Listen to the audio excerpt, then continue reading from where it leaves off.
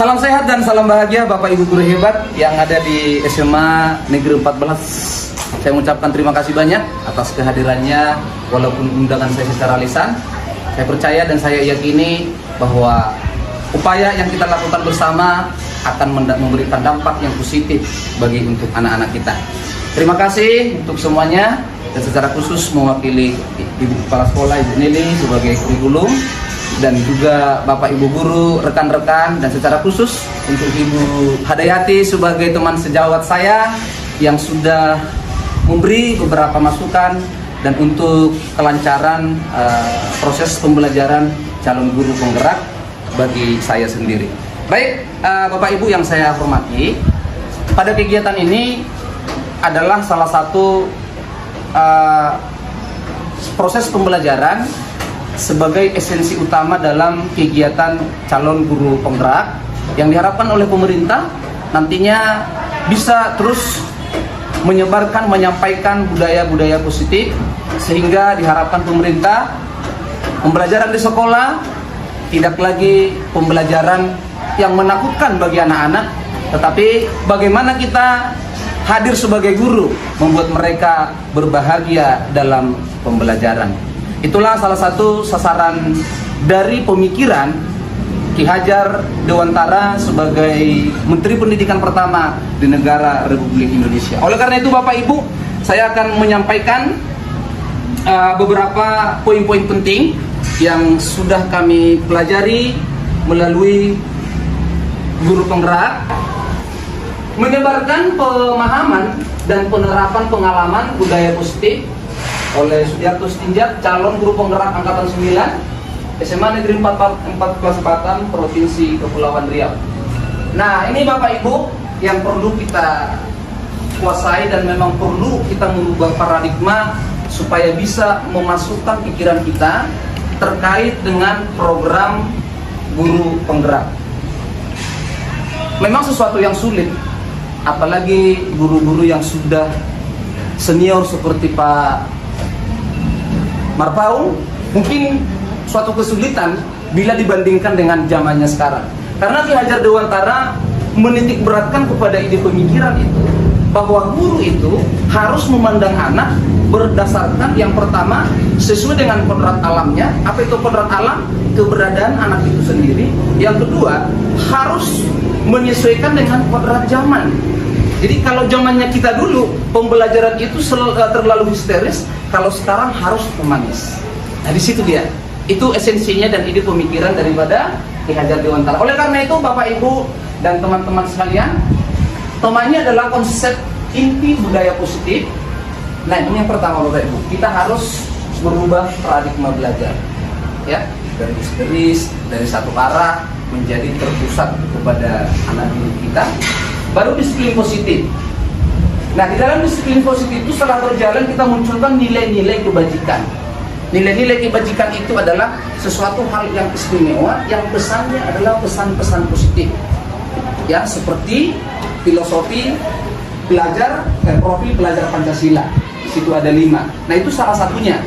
Itu yang harus kita terapkan. Yang selanjutnya adalah kebutuhan dasar manusia, yang selanjutnya motivasi perilaku manusia, posisi kontrol guru. Posisi kontrol guru ini menjadi tindakan yang sangat penting. Disinilah kita nanti akan diuji bagaimana mengasah rasa emosional kita yang dulunya ke kelas kita agak sedikit beringas harus senyum. Kalau tidak mau, ini dituntut. Baru membuat keyakinan kelas. Keyakinan kelas ini apa? Kesepakatan kita di dalam kelas sehingga ketika melanggar maka kita selesaikan dengan segitiga restitusi. Ya, kita lanjut. Nah dia, pembelajaran dengan paradigma baru.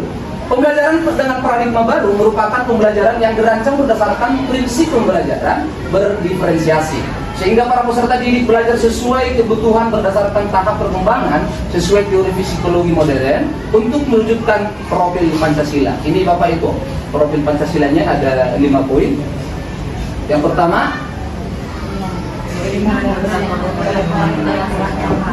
6 ya? Ya, yang kedua, mandiri, bernalar kritis, berkebinekaan global, bergotong royong, dan kreatif. Oke, selanjutnya Nah ini dia miskonsepsi tentang teori kontrol. Itu yang saya bilang tadi. Nah ini paradigma di sini kita diuji. Kan kita selalu membuat suatu pemikiran. Yang pertama itu yang muncul ilusi guru mengontrol murid.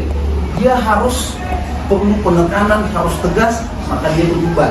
Itu miskonsepsi kita, itu yang membuat sering terjadi. Kalau kita nggak tegas, kalau kita nggak keras, anak itu tidak akan berubah. Itu masih terpikir di dalam pikiran kita.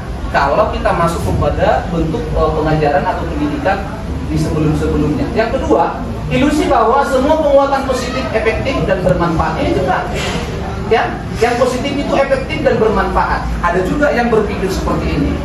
Tapi dia bertentangan di poin yang pertama. Ya selanjutnya, ilusi bahwa orang dewasa boleh memaksa. Mungkin saya pernah seperti itu. Saya kan sudah orang tua. Kamu kan nggak harus sama dengan saya punya kelebihan. Kan sering itu muncul ya anak-anak ya. Kamu tidak menghargai orang tua.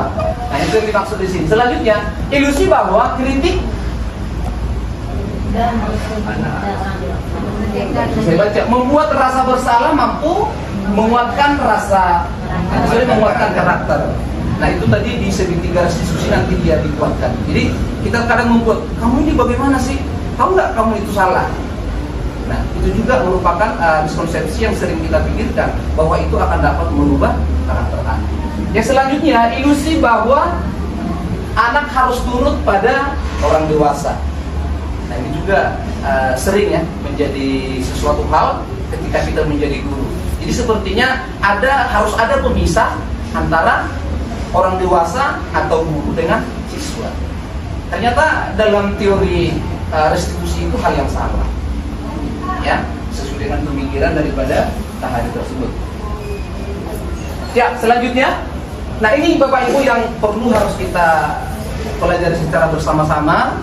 Mudah-mudahan dengan menyampaikan hari ini secara pelan-pelan, boleh kita secara bersama-sama bergerak dan menggerakkan. Yang pertama, mengubah paradigma stimulus respon ke pendekatan teori kontrol.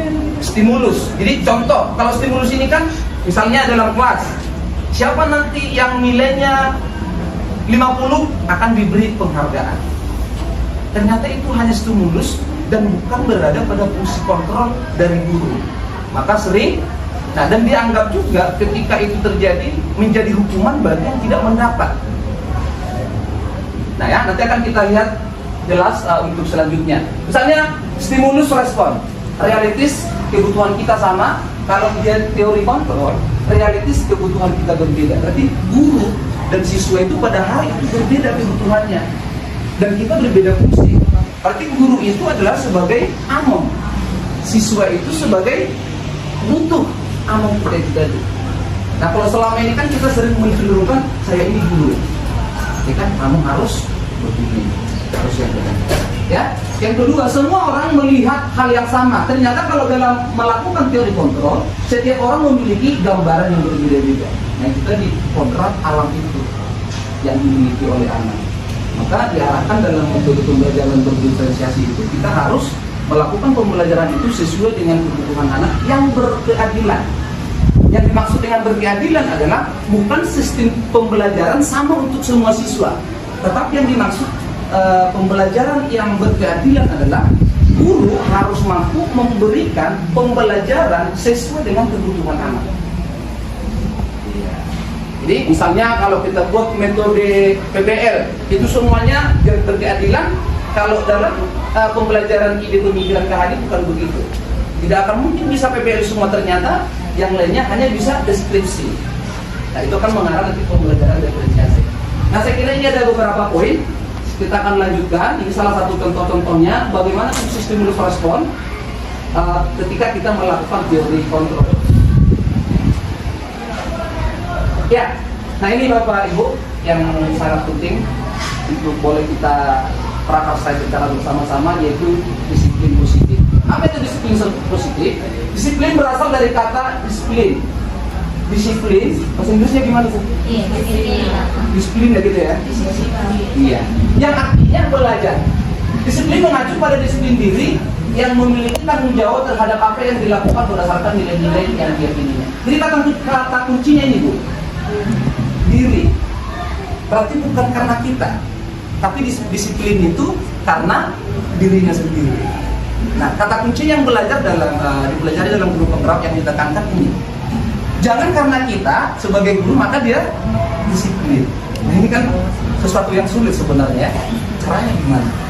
Nah, itu nanti akan ada 3 tindakan. Selanjutnya, disiplin positif merupakan salah satu cara penerapan disiplin yang bertujuan untuk menumbuhkan kesadaran serta memberdayakan peserta didik tanpa imbalan atau penghargaan atau reward, ancaman atau hukuman.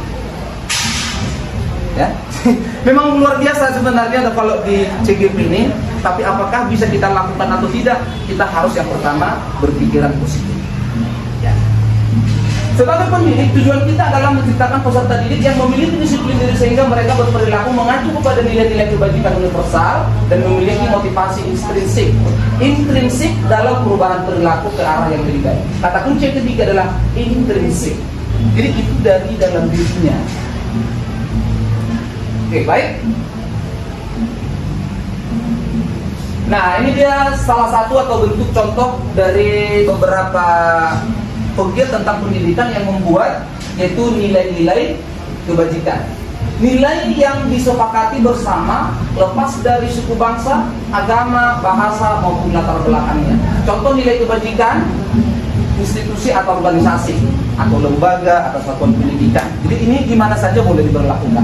Nah, menurut profil pelajar Pancasila, beriman dan bertakwa pada Tuhan Yang Maha Esa, berakhlak mulia, berkepentingan global, gotong royong, mandiri, kreatif dan bernalar prinsip. Ini bisa juga menjadi nilai-nilai kebajikan yang kita tanamkan di dalam sekolah. Jadi kalau saya sekarang mau di dalam kelas, ketika saya bentuk diskusi kelompok, saya arahkan mereka nilai filosofi kelima mana yang kalian bawakan dalam diskusinya.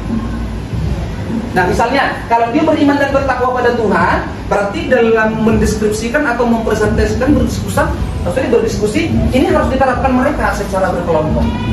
Ada yang bergotong royong, berarti harus menunjukkan. Nah, ini saya biasakan sering di kelas sehingga di dalam kelompok mereka ada profil Pancasila yang harus dilakukan mereka setiap hari di dalam kelompoknya. Nah, yang selanjutnya, menurut IBO Primary Years Program, yaitu toleransi, rasa hormat, integritas, mandiri, menghargai, antusias, empati, keingintahuan, kreativitas, kerjasama, percaya diri, dan komitmen. Semua ini adalah nilai-nilai kebajikan. Ada menurut keterampilan hidup atau life skill, dapat dipercaya, lurus hati, pendengar yang aktif, tidak merendahkan orang lain, dan memberikan yang terbaik dari diri sendiri. Nah, yang bisa kita kutip isinya apa Bapak Ibu? Memberikan suatu perubahan kepada anak, tetapi dengan nilai atau kata-kata yang positif, tidak ada yang negatif. Itu yang sangat penting. Nah, mungkin kita kan masih terbiasa, jangan, kan biasa itu ya, dilarang, tidak boleh, begitu. Kamu harus. Nah, sementara kita memunculkan dari sininya ya. Jadi ketika kita menyampaikan gotong royonglah di dalam kelas. Nanti akan kita buat di keyakinan kelasnya. Begitu ya Bapak Ibu. Nah, sebelum masuk kita kepada keyakinan kelas, kita harus memahami dulu yang disebut dengan kebutuhan dasar manusia. Ya. Kebutuhan dasar manusia adalah segala sesuatu yang kita lakukan untuk mendapatkan apa yang kita inginkan. Seluruh tindakan yang kita lakukan memiliki tujuan tertentu, dan semua usaha terbaik yang kita lakukan adalah dalam rangka agar kebutuhan dasar kita terpenuhi dengan baik. Apa itu contohnya? Nah, ini ya, 5 kebutuhan dasar manusia. Ya, kita pengen bertahan hidup. Nah, seperti makanan, ada pakaian, tempat tinggal, keamanan, kesehatan. Nah, kita butuh kasih sayang. Ini kita sebagai pribadi butuh kasih sayang, rasa diterima, kepedulian, berbagi, kerjasama, menjadi bagian dalam kelompok. Nah, penguasaan, harga diri, keinginan untuk dianggap memimpin, berprestasi, diakui dan didengar. Ada namanya kebebasan, mandiri, memiliki pilihan, mencoba hal baru, mampu. Yang terakhir adalah kesenangan. Nah, ternyata Bapak Ibu, jika kita ini sebagai guru memahami ini, ternyata anak-anak juga harus mendapatkan ini. Itulah tadi terkait paradigma itu. Maka tidak ada batas yang bisa kita bedakan antara pribadi kita sebagai guru dan juga kepada anak. Ya, Bapak Ibu ya, bertahan hidup, kasih sayang dan rasa diterima, penguasaan kebebasan dan kesenangan. Kita sebagai guru juga mengharapkan itu. Oleh karena itu paradigma yang harus kita rubah, anak juga harus kita berpikir bahwa anak-anak kita juga butuh yang seperti itu. Ya, yang selanjutnya motivasi perilaku manusia. Ini motivasi untuk menghindari ketidaknyamanan hukuman. Bentuknya baru untuk mendapatkan imbalan penghargaan dari orang lain. Ini dianggap sebagai motivasi ekstrinsik, artinya memaksa. Berarti kita harus paksa dulu anak, baru dia berubah. Nah, sesungguhnya yang dibutuhkan dalam motivasi perilaku manusia adalah untuk menjadi orang yang mereka inginkan dan menghargai diri sendiri dengan nilai-nilai yang mereka percaya. Jadi harus mereka yakini dulu, percaya dulu bahwa perubahan itu ada dalam dia, sehingga lama-kelamaan apa yang menjadi keyakinan kelas kita itu atau kesepakatan kelas kita itu bisa dilakukan secara yang tergerak dari dirinya sendiri. Ya. Ya, inilah yang sering atau yang disebut dengan cara guru, beberapa guru atau yang juga sering terjadi. Bisa juga nanti ini kita tarik ke diri kita sendiri, di mana posisi kita sebagai fungsi kontrol daripada pendidik tadi. Ya, ada contoh-contohnya. Hukuman. Kalau dia hukuman tidak terencana tiba-tiba. Ini definisinya. Yang kedua, murid tidak tahu apa yang akan terjadi, tidak dilibatkan. Murid tidak tahu apa yang akan terjadi, dia tidak dilibatkan kalau dalam hukuman, karena itu adalah gerak atau tindakan seseorang yang ingin menghukum, bersifat satu arah berupa hukuman fisik atau psikis. Nah, kalau konsekuensi kan sering juga ya, kalau nggak masuk konsekuensinya gini ya, terencana, disepakati sesuai peraturan, karena sebelum dia melakukan itu sudah ada dasarnya. Kalau kamu terlambat, nanti kamu akan berdiri, gitu kan? Kalau hukuman kan bisa terjadi. Kita nggak tahu, mungkin karena emosional. Murid tetap dibuat tidak nyaman, sikap guru selalu memonitor murid. Nah, yang ketiga adalah yang mau kita akan pelajari adalah restitusi. Restitusi, proses menciptakan kondisi bagi murid untuk memperbaiki kesalahan. Jadi kesalahannya itu yang kita perbaiki, bukan hukuman yang kita beri ketika terjadi kesalahan. Ya, proses kolaboratif yang mengajarkan murid untuk mencari solusi sendiri. Ya, nanti akan saya sedikit coba tunjukkan videonya bagaimana cara untuk melakukan tindakan restitusi terhadap anak. Ya, ini tadi ya ada 5 posisi yang sudah jelas saya, sebagai penghukum, sebagai teman, pembuat merasa bersalah, sebagai pemantau, atau sebagai manajer. Jadi inilah yang sering terjadi di satuan pendidikan dan tindakan sebagai seorang guru. Ada di penghukum, ada di sebagai teman, ada pembuat merasa bersalah, ada sebagai pemantau, ada sebagai manajer. Nah, kita ambil contoh ya. Nanti boleh kita refleksi masing-masing ya, posisi di mana kita yang sering terjadi. Ya, kasus siswa tidak memakai atribut lengkap saat upacara bendera. Ya, ini hanya sebagai contoh ya Bapak Ibu. Ya. Yang pertama, kalau dia sebagai penghukum, berarti hormat pada bendera selama 1 jam. Ya enggak, misalnya kalau nggak memberikan tugas, suruh menghormat bendera atau apa lain lah, ya. Dicoba kita pelajari, nanti kita ambil hikmahnya. Nah, ini posisi guru sebagai penghukum. Nah, kalau posisi guru sebagai pembuat merasa bersalah, yang kita menganggap supaya dia menyadarinya, berapa kali ibu atau bapak harus memberitahu kamu selalu saja mengecewakan bapak ibu. Jadi supaya dia merasa bersalah, anak itu kamu salah. Itu namanya posisi 5 kontrol guru yang membuat merasa bersalah. Nah, yang ketiga, kalau sebagai teman, ayo dong ikuti aturan sekolah, tolong bantu ibu atau bapak ya, sekali ini. Ya sudah, tidak apa-apa, lain kali jangan terlambat berbuat seperti itu lagi ya. Saya pribadi juga sering, sepertinya kita harus minta tolong gitu kan. Ini mungkin bisa juga. Bu Nelly minta tolong, Bu Nelly pun pernah, jangan ribut kan gitu kan. Sampai kita membuat seperti itu ya. Nah, kalau dia pemantau, kamu sudah melanggar peraturan sekolah, kamu tahu konsekuensinya, itu tadi kepada konsekuensi. Nah, pemantau, setelah upacara kamu beli atributnya ke koperasi dan jangan diulangi lagi. Nah itu artinya sebagai pemantau dia. Ya, sering ya, harus beli dulu, lengkapi dulu baru masuk kelas. Atau ketika terjadi kita tulis surat dari tiket baru masuk kelas, harus ada bukti. Nah itu fungsi guru sebagai pemantau. Jadi luar biasa Bapak Ibu ya. Nah yang terakhir ini sebenarnya yang menjadi sasaran daripada dimakanya guru penggerak itu diberdayakan oleh pemerintah. Kita mau sesuai dengan zamannya. Manajer, apakah kamu tahu kesalahanmu? Kira-kira bagaimana kamu memperbaiki kesalahanmu? Nah, jadi kita sampaikan biar dia anak itu menjelaskan masalahnya, lalu dia memberi solusi. Nah, jadi tetap pikiran positif ya. Memang menerima ini di logika kita memang agak sulit, ya. Tapi inilah yang diminta. Kita harus berposisi guru sebagai manajer, ya. Kita tanyakan, apakah kamu tahu kesalahanmu? Maka dia menjawab tahu atau enggak. Nah, kira-kira bagaimana kamu memperbaiki kesalahanmu? Nah, jadi kita perjelas masalahnya, lalu dia memberi solusi sendiri. Makanya guru itu berfungsi sebagai among atau menuntun. Ya, nanti mungkin bisa diterjemahkan dari sisi psikologisnya. Oke. Ya, baik. Yang selanjutnya Bapak Ibu, keyakinan kelas.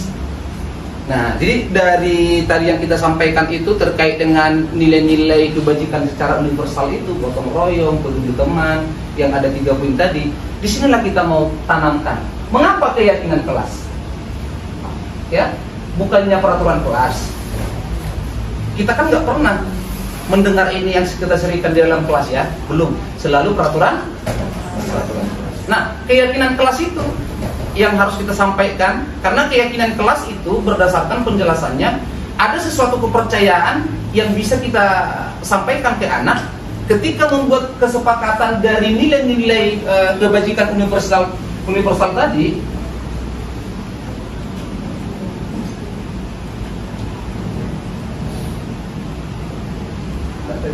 Nah ini ya, jadi ini menjadi penting. Makanya profil pelajar Pancasila itu selalu diterapkan supaya kita, bagaimana kita mengarahkan anak supaya hidup bergotong royong, mandiri, kreatif, percaya diri, dan komitmen. Ya, inilah poin-poin yang kita buat di dalam kelas. Nah, misalnya kegiatan kelas kita apa yang penting? Ya, tidak terlambat. Ya, berarti kita buat dalam bahasa positif. Tidak terlambat berarti datang tepat waktu. Nah, nilai kebajikannya apa? Bisa menghargai waktu ya, bisa disiplin, ya. Jadi tidak ada lagi yang diminta supaya tidak ada kata larangan atau negatif. Jadi supaya masuk kepada nilai-nilai kebajikan, berarti supaya tidak terlambat, datang tepat waktu. Nah, ketika melanggar dia terlambat, kan gitu. Jadi kegiatan restitusinya kita panggil, kenapa kamu terlambat?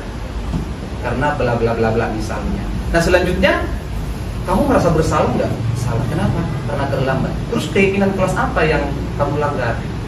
Nah, sesuai dengan poin yang dibuat dalam keyakinan kelasnya tadi Bapak. Ya, itu kira-kira contoh.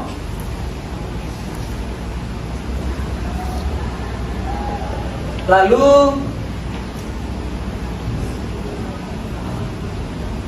kita lanjutkan. Nah itu, mengapa keyakinan kelas? Karena keyakinan kelas itu adalah keputusan yang diambil secara bersama-sama dan diyakini harus bisa dilakukan secara bersama-sama. Kalau peraturan tadi, dia lebih cenderung kepada kita sebagai guru atau orang dewasa yang memberikan suatu paksaan kepada anak. Itu yang sering muncul. Ya.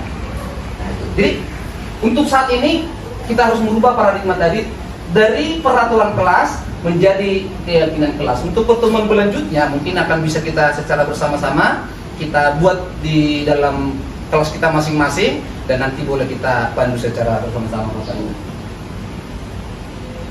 Ya. Nah, pembentukan keyakinan kelas itu kenapa harus keyakinan kelas? Itu pertanyaannya. Satu, bersifat abstrak. Ya. Berupa pertanyaan universal, dibuat dalam pernyataan positif sedikit saja agar mudah diingat. Jadi nggak penting banyak-banyak. Nah, kalau yang kita di kelas kan sering tidur. Nah, itu yang paling apa? Terus kira-kira keyakinan kelas apa yang kita buat di situ ya? Atau mungkin dilarang tidur, berarti negatif ya. Nah, belajarlah dengan serius. Belajarlah dengan serius. Nah, kalau kita buat keyakinan kelasnya itu berarti apa itu? Keyakinan kelas berarti menghargai ya. Karena ketika dia tidak tidur, maka dia menghargai bapak ibu gurunya yang mengajar. Nah, jadi kita panggillah nanti dia yang bersangkutan, kita tanya kenapa kamu tidur, ya. Tapi kita nggak usah curhat, jadi repot nantinya ya kan. Nah itu masalahnya tuh. Ini harus kita rubah betul-betul paradigma sesuai dengan kondisi kelas dan sekolah sehingga mudah diterapkan. Nah itu salah satu, masih sering terlambat. Nah kalau terlambat dipulangkan nggak? Kan jelas melanggar ya dari aturan itu tadi. Ya, semua warga sekolah atau warga kelas dilibatkan saat membuat keyakinan kelas. Ya, mungkin nanti akan saya coba videokan karena ini masih belum saya laksanakan di kelas. Nanti kita coba bagi videonya nanti di grup kita ya. Oke. Baik, ini Bapak Ibu, kenapa peraturan kelas itu tidak lagi kita harus laksanakan, tapi kita harus merubah menjadi keyakinan kelas. Ya. Baik. Oke, nah ini segitiga restitusi. Ya, segitiga restitusi yang pertama, suatu proses dialog. Segitiga restitusi adalah suatu proses dialog yang dijalankan oleh guru agar dapat menghasilkan murid yang mandiri dan bertanggung jawab. Mandiri dan bertanggung jawab. Karena tidak ada kemandirian kalau seseorang anak itu harus didorong dengan orang yang di luar dirinya. Tetapi kemandirian itu adalah yang lahir dan hadir dari dirinya sendiri. Itu Bapak Ibu. Nah, yang pertama itu namanya tahap segitiga restitusi, menstabilkan identitas, validasi tindakan yang salah, menanyakan keyakinan. Ya, menstabilkan identitas yaitu berdasarkan prinsip membuat kesalahan adalah bagian dari proses pembelajaran. Ya, jadi menstabilkan ketika di dalam masalah kita harus yakinkan anak. Saya paham nak bahwa ketika kamu terlambat itu wajar. Ya, itu wajar. Bapak juga waktu bekerja ke kantor atau ke sekolah juga pernah terlambat. Nah, jadi kita stabilkan dulu dirinya supaya dia ada percaya diri. Karena dia sedang dalam masalah. Jadi nggak boleh kita langsung, kenapa kamu terlambat, bla bla bla bla. Tapi kita harus stabilkan dia sebagai pribadi yang sesuai dengan kodrat alamnya. Ya, jadi ketika dia sudah menyatu dengan kita, baru bisa kita lanjutkan. Itu yang dimaksud. Jadi mulai hari ini kita coba untuk tidak marah-marah ketika anak terlambat. Ya. Nah, kenapa itu berbuat salah itu wajar? Boleh kita sampaikan ke anak. Ya. Tidak ada manusia yang sempurna. Ya. Ibu bapak juga pernah melakukan itu. Ibu bapak tidak mau mencari siapa yang salah, tapi ibu bapak ingin mencari solusi dari permasalahan ini. Kamu berhak merasa begitu. Ya, ya, sesuatu yang sulit Bapak Ibu kalau kita terus bawa dalam paradigma yang lama. Nah, yang kedua tadi validasi tindakan yang salah. Setelah kita mengenalkan masalah dia itu si anak, maka kita validasi. Berdasarkan prinsip setiap perilaku berupaya memenuhi suatu kebutuhan tertentu. Apa tindakan kita? Kamu pasti punya alasan mengapa melakukan hal-hal itu. Misalnya kan terlambat, kita nggak nanya dulu, langsung kita ini. Padahal yang sering kita tonton di TV, tiba-tiba dia harus mengantar makanan orang tuanya ke rumah sakit, baru datang, ya kan? Nah ini banyak terjadi nih. Padahal kamu bisa melakukan yang lebih buruk dari ini ya. Nah misalnya, kalau misalnya dia sudah harus memperjuangkan orang tuanya, dia harus sekolah, tiba-tiba karena dia sudah emosional, dia dipulangkan atau dihukum, kan dia bisa marah dia ke kita. Ibu bapak tidak tahu, saya ini tadi sedang berjuang, mamaku atau orang tuaku sedang kritis. Kan bisa terjadi ya, pelaku ini berani sih kalau begini ya, karena kita merasa, ternyata perasaan itu harus kita bagi ke anak-anak ya. Oke. Yang selanjutnya kamu patut bangga karena telah melindungi sesuatu yang penting buatmu, yaitu ibunya tadi. Gak akan lebih penting dia datang ke sekolah daripada memperjuangkan ibunya atau orang tuanya.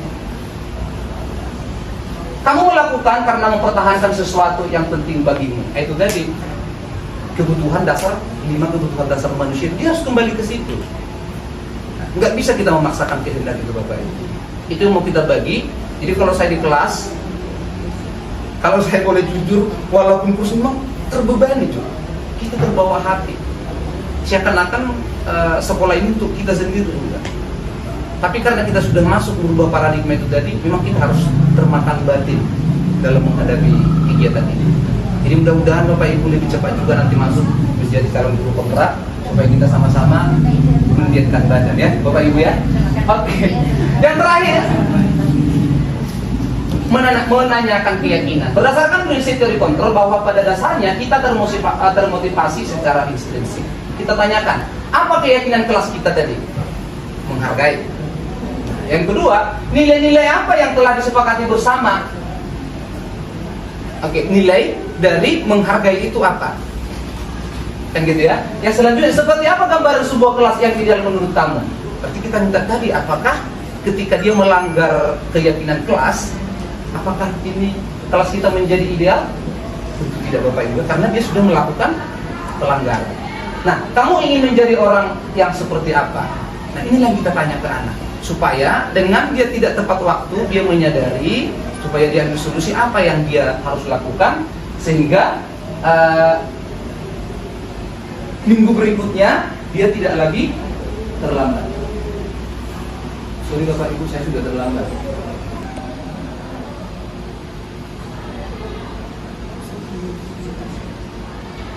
Taksim mengerjakan 2 pekerjaan tinjau.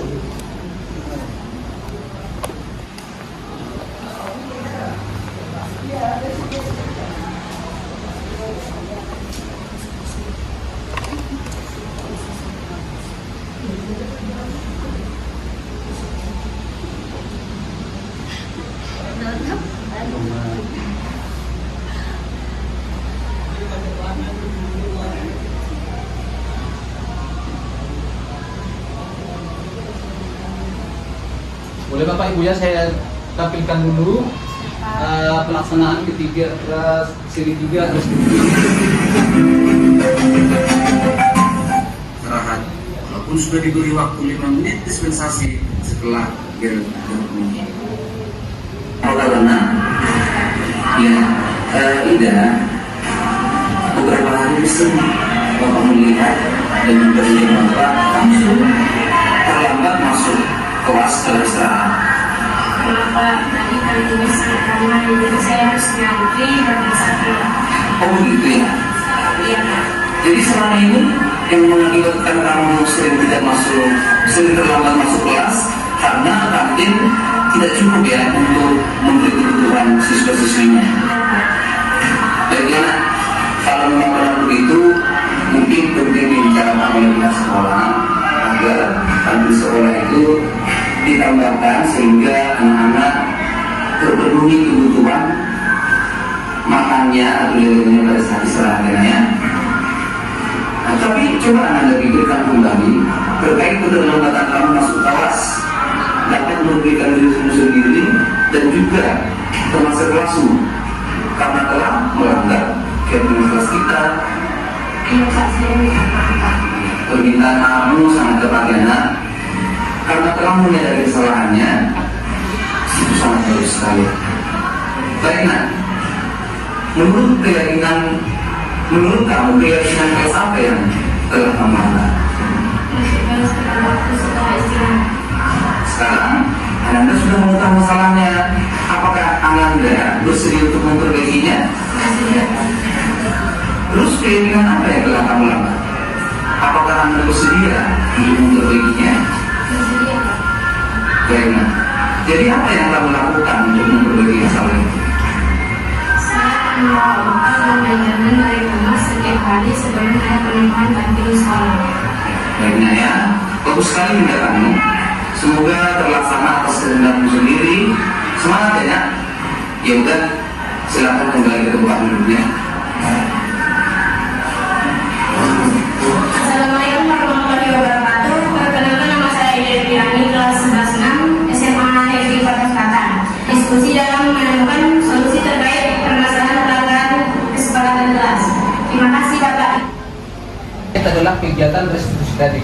Nah, itulah menanyakan keyakinan tadi.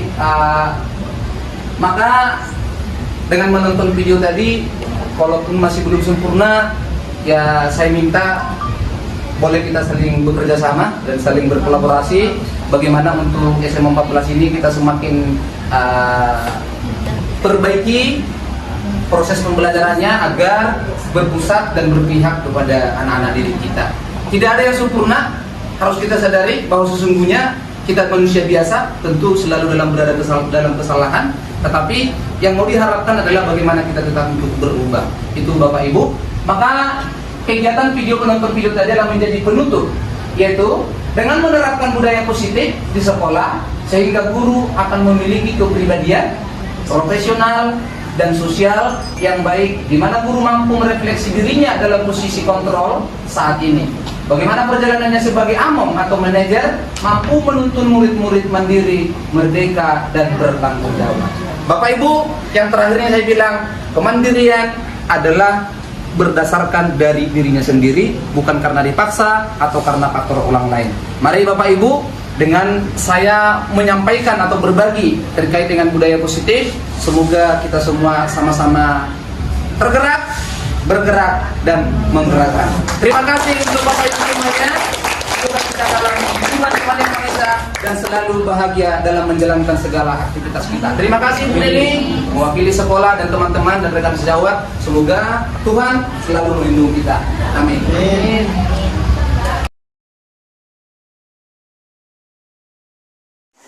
Oke, selamat pagi anak-anak sekalian.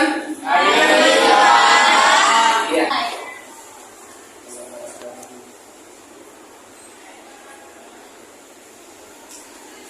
Sudah selesai ucapan salam.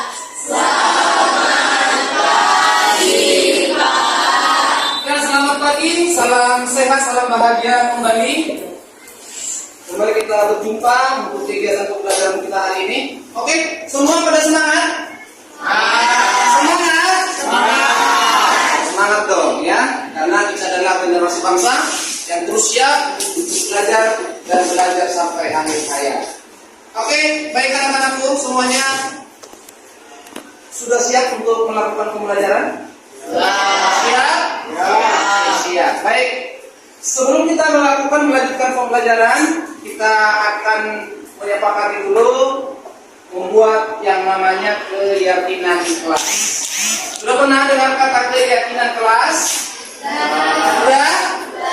Nah, kalau sudah, kita akan buat agar pembelajaran kita ini dapat berjalan dengan baik. Kita ini untuk dapat bertanggung jawab dalam setiap pembelajaran. Ya. Apa itu contoh keyakinan kelas? Ketua kelas apa contohnya? Ya, membuat kesepakatan bersama. Membuat kesepakatan bersama harus memiliki kalimat-kalimat yang positif. Contoh, masuk tepat waktu. Ya, kalau masuk tepat waktu berarti dia adalah kesepakatan yang kita buat. Nah, dengan masuk tepat waktu berarti ada keyakinan di dalam diri kita supaya setiap masuk mata pelajaran geografi kita semuanya bertanggung jawab. Nah, kalau dia tidak tepat waktu, maka melanggar apa? Kedisiplinan. Maka contoh daripada keyakinan kelas kita adalah satu, disiplin. Nah, contoh selanjutnya, kalau ada antar teman tidak saling menjaga atau tidak saling menyapa dengan baik, berarti itu melanggar apa? Berarti tidak menghormati.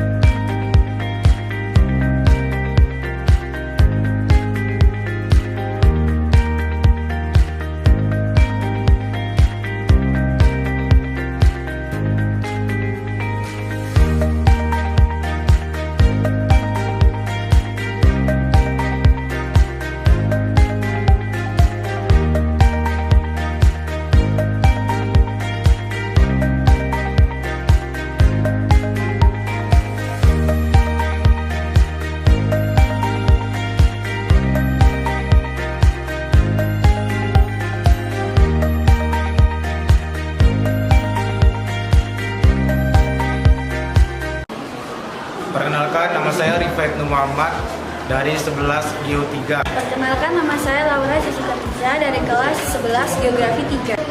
Perkenalkan, nama saya Aisyah dari kelas 11 Geografi 3.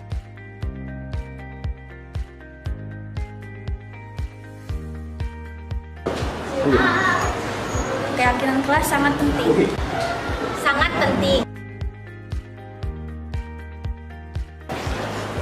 Dengan adanya keyakinan di kelas, dapat melakukan kegiatan pembelajaran dengan tanggung jawab di kelas.